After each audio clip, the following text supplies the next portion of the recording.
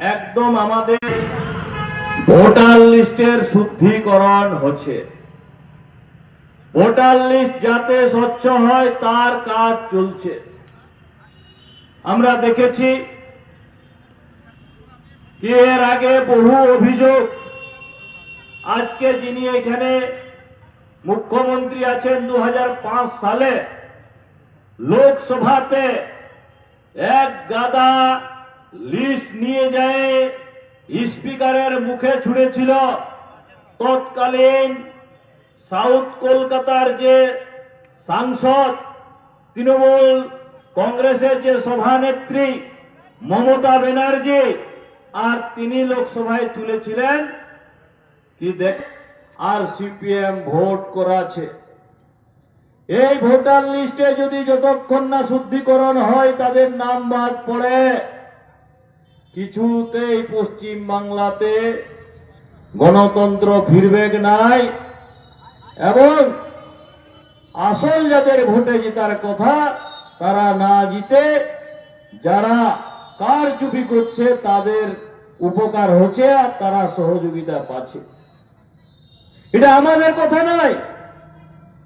আমরা তো 1980 সাল থেকেই বলে আসছি, বাংলাদেশি অনুপ্রবেশকারীর বিরুদ্ধে আন্দোলন করে আসছি। 3 বিঘা আন্দোলন থেকে শুরু করে কন্টিনিউ আমাদের আন্দোলন আছে কি বাংলাদেশি অনুপ্রবেশকারী ফেরত পাঠাতে হবে। বাংলাদেশি অনুপ্রবেশকারীদেরকে ওই ডিটেনশন ক্যাম্পে পাঠান, নাহলে বাংলাদেশ ফেরত পাঠান। এই আন্দোলন আমাদের চলে আসছে। কিন্তু যেহেতু রাজ্য সরকার না থাকা, রাজ্য প্রশাসন না থাকার কারণে যারা সরকার কন্টিনিউ চালায় এসেছে 34 বছরের এই 15 বছর, তারা এই অবৈধ অনুপ্রবেশকারীদেরকে জামায়া ধরে রাখে, তাদেরকে বিশেষ ভোট ব্যাংক বানায় আর এতদিন ধরে চালাচ্ছে। প্রত্যেকবারেই এসআর হয়ে আসছে। সেই 60-এর দশক থেকে শুরু করে 80-র দশকে লাস্ট 2002 সালে এই ভোটার লিস্টের শুদ্ধিকরণ হয়েছে। সেই সময়ও যারা অবৈধ ভোটার হোক কিংবা মৃত ভোটার হোক কিংবা যদি অন্যত্রে কোথাও চলে গেছে, সেরকম ভোটারের নাম বাদ দিয়ে ভোটার লিস্টকে শুদ্ধিকরণ করা হয়েছে।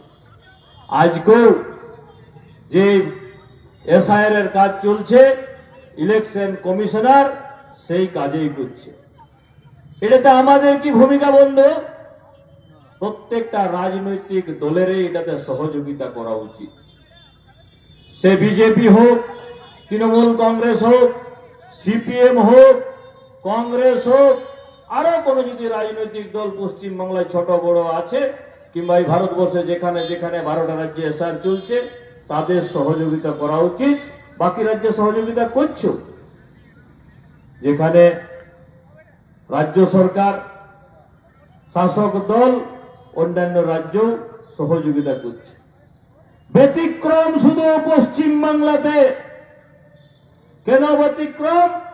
পশ্চিম বাংলাতে কিছুতেই এই অনুপ্রবেশকারীদেরকে বাদ দিয়ে ভোটার লিস্ট সংশোধন করে শুদ্ধিকরণ করে কিছুতেই মমতা ব্যানার্জি কিংবা তৃণমূল কংগ্রেস ভোটে আসতে চাই নাই বন্ধু, চাই নাই।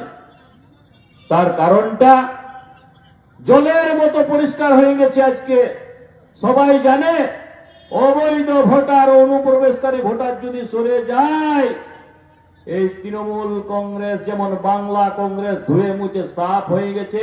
আজকে সারা ভারতবর্ষে কি পশ্চিম বাংলায় কোন জায়গায় দিনের বেলা যদি টর্চ নিয়ে আমরা খুঁজি তো খুঁজে পাবো না একটাও লোক। সেই রকম তৃণমূল কংগ্রেসের অবস্থা হবে।